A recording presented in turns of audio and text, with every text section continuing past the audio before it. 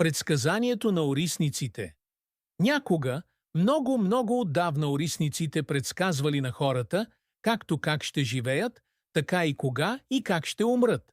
Добре ли е било това, зле ли, не е известно.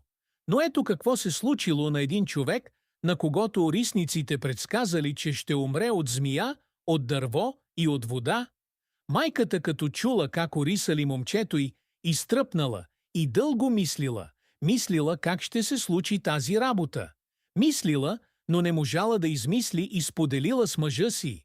Той я изслушал и рекал: „Не вярвай, няма как едновременно от 3 смърти да умре един едничък човек.“ И тъй отраснало детето, станало момък, а майка му все му повтаряла: „Видиш ли, момчето ми, змия, бягай, на дърво не се качвай, а вода изпречи ли се насреща ти, заобикаляй я.“ Но не смеяла да му каже какво са го орисали орисниците.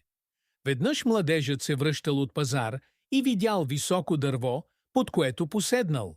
Не само поседнал, но и полегнал. И се загледал нагоре в клоните на дървото.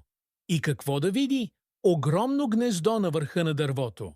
Казал си момъкът: тя майка ми все си повтаря, че като видя дърво, трябва да го заобикалям. Ама каква хубава сенчица е тука! А какво ли има в гнездото? И решил момъкът да види. Покатерил се, стигнал гнездото и протегнал ръка да опипа какво има вътре.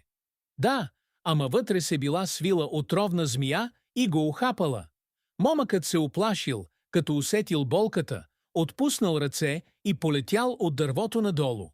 Търколил се и плеснал в реката, която кротко си течала недалеч от дървото с гнездото.